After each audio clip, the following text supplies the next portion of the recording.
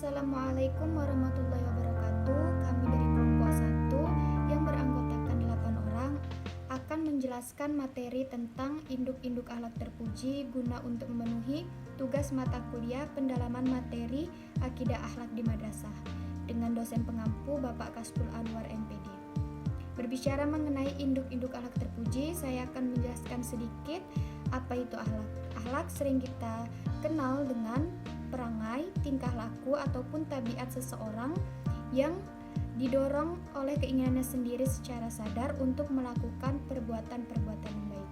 Tapi dalam berbagai literatur tentang akhlak Islami, secara garis besar akhlak ini dibagi menjadi dua, yaitu akhlak yang baik ataupun akhlakul karimah dan akhlak yang buruk yaitu akhlakul mazmumah. Contohnya dari akhlakul karimah atau akhlak-akhlak yang baik ini seperti berbuat adil, jujur, dermawan, dan amanah.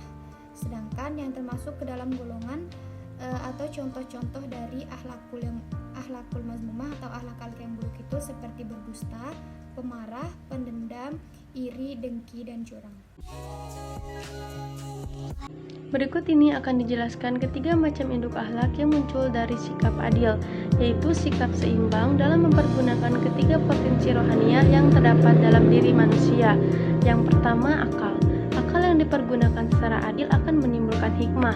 Pemahaman tersebut pada akhirnya membawa pada timbulnya teori pertengahan, yaitu bahwa sikap pertengahan atau seimbang sebagai pangkal timbulnya kebajikan.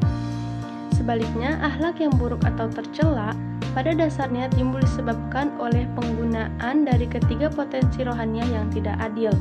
Akal yang dipergunakan secara berlebihan akan menimbulkan sikap pintar busuk atau penipu, dan akhlak yang dipergunakan secara lemah akan menimbulkan sikap dungu atau idiot.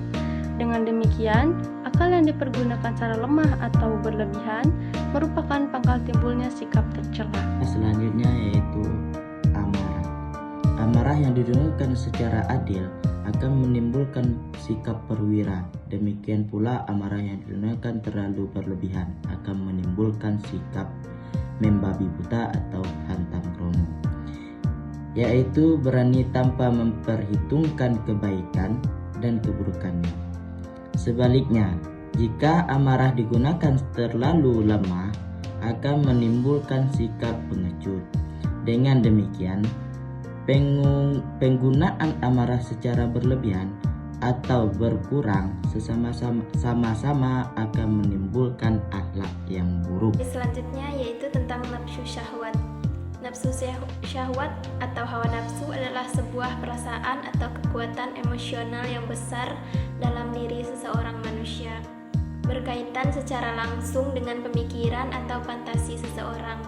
Hawa nafsu merupakan kekuatan psikologis yang kuat yang menyebabkan suatu hasrat atau keinginan intens terhadap suatu objek atau situasi demi pemenuhan emosi tersebut.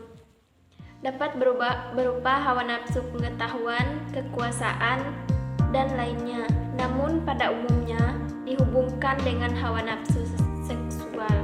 Nafsu syahwat yang digunakan secara pertengahanlah yang akan menimbulkan sifat iffah, yaitu orang yang dapat menahan syahwat dan farjinya dari berbuat lacur. Demikian pula nafsu syahwat yang digunakan secara berlebihan akan menimbulkan sikap melacur. Dan jika nafsu syahwat tersebut digunakan secara lemah akan menimbulkan sikap tercela, yaitu tidak ada semangat untuk hidup. Dan secara teoritis, macam-macam akhlak ini berinduk kepada 3 pengetahuan utama, yaitu hikmah, syaja'ah, dan iffah. Baiklah, di sini kita akan menjelaskan yang pertama yaitu hikmah. Cara bahasa, al-hikmah berarti kebijaksanaan, pendapat atau pikiran yang bagus, pengetahuan, isafat, kenabian, keadilan, peribahasa atau kata-kata yang bijak, dan Al-Quran. Menurut Al-Maraghi dalam kitab tafsirnya menjelaskan al-hikmah adalah perkataan yang tepat lagi tegas yang diikuti dengan dalil-dalil yang dapat menyikap kebenaran.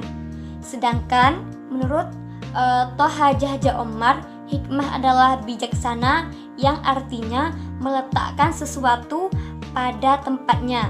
Dan kitalah yang harus berpikir, berusaha, menyusun, mengatur cara-cara dengan menyesuaikan tempat dan zaman, asal tidak bertentangan dengan hal-hal yang dilarang oleh Allah Subhanahu wa Ta'ala sebagaimana dalam ketentuan hukum-hukumnya.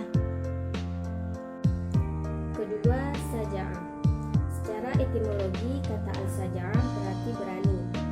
Antonimnya dari kata al-jabr yang berarti pengecut. Kata ini digunakan untuk menggambarkan kesabaran di medan perang.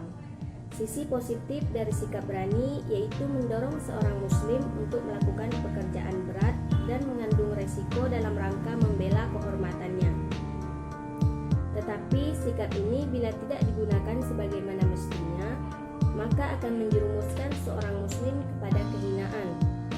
Saja'ah dalam kamus bahasa Arab artinya keberanian atau keperwiraan, yaitu seorang yang dapat bersabar terhadap sesuatu jika dalam jiwanya ada keberanian menerima musibah atau keberanian dalam mengerjakan sesuatu.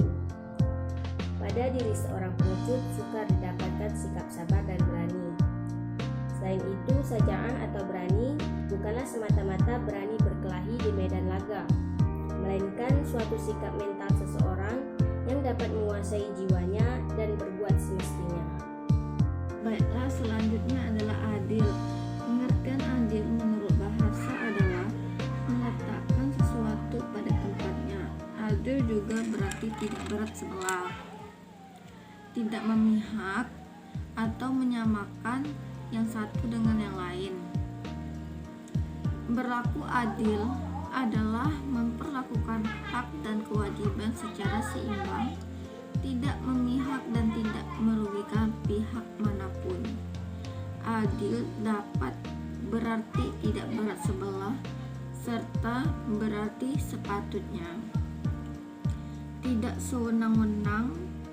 Jamil Salibah, penulis kamus filsafat Arab, mengatakan bahwa menurut bahasa adil berarti al-istiqomah yang berarti tetap pada pendirian, sedangkan dalam syariat adil berarti tetap dalam pendirian dalam mengikuti jalan yang benar serta menjauhi perbuatan yang dilarang serta kemampuan akal dalam menundukkan hawa nafsu. Baiklah, selanjutnya iffah. Iffah merupakan kekuatan yang dimiliki setiap manusia ketika ia mampu mengendalikan syahwatnya.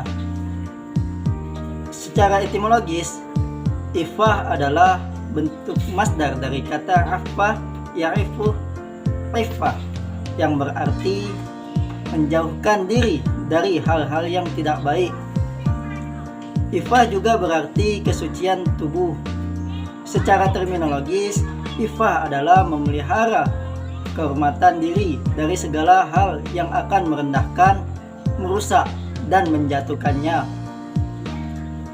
Iffah juga dapat dimaknai sebagai usaha untuk memelihara kesucian diri dari segala tuduhan, fitnah, dan memelihara kehormatannya.